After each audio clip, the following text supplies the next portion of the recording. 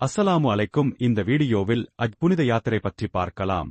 அதற்கு முன்பு இந்த வீடியோவை இப்ளீஸ் பார்க்க விடாமல் தடுப்பான். அதனால் அல்லாஹு அக்பர் என்று கமெண்ட் செய்யவும், லைக் செய்து சப்ஸ்கிரைப் செய்யவும்.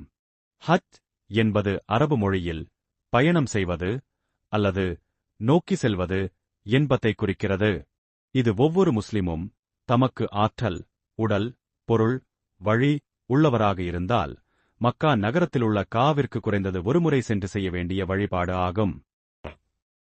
குரானில் ஹஜ் பற்றிய வசனம்: மக்கள் அனைவரும் அல்லாவுக்காக அவனுடைய வீட்டுக்கு, காவுக்கு ஹஜ் செய்ய வேண்டியது கடமை. அதைச் செய்ய ஆற்றல் உள்ளவர்களுக்கு இது கட்டாயம். சூரா ஆல்-இம்ரான் 3:97. ஹஜ்ஜின் முக்கியத்துவம். பாவங்கள் மன்னிப்பு பெறும் வாய்ப்பு.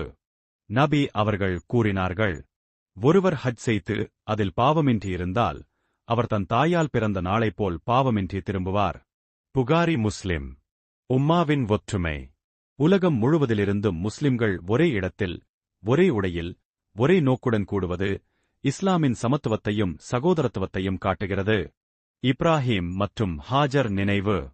ஹஜ்ஜின் பல நிகழ்வுகள் குர்பானி, அராத் இவர்கள் செய்த தியாகத்தை நினைவூட்டுகின்றன. ஹஜ் செய்யும் நேரம்.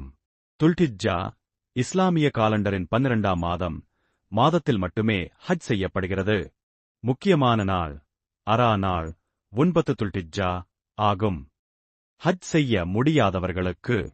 ஒருவருக்கு உடல் நலமோ அல்லது பொருளாதாரமோ இல்லையெனில் அவருக்கு ஹஜ் கட்டாயமில்லை. ஆனால் மனதில் அதை விரும்புவது ஒரு நன்மையாகும். சுருக்கமாக, ஹஜ் என்பது அல்லாஹ்வின் ஆணை. அது பாவ நிவாரணம், தியாகம், ஒற்றுமை, இறைநெருக்கம் ஆகியவற்றின் அடையாளம். ஆற்றல் உள்ள ஒவ்வொருவரும் ஒருமுறை செய்வது கட்டாயம். செய்யவும்.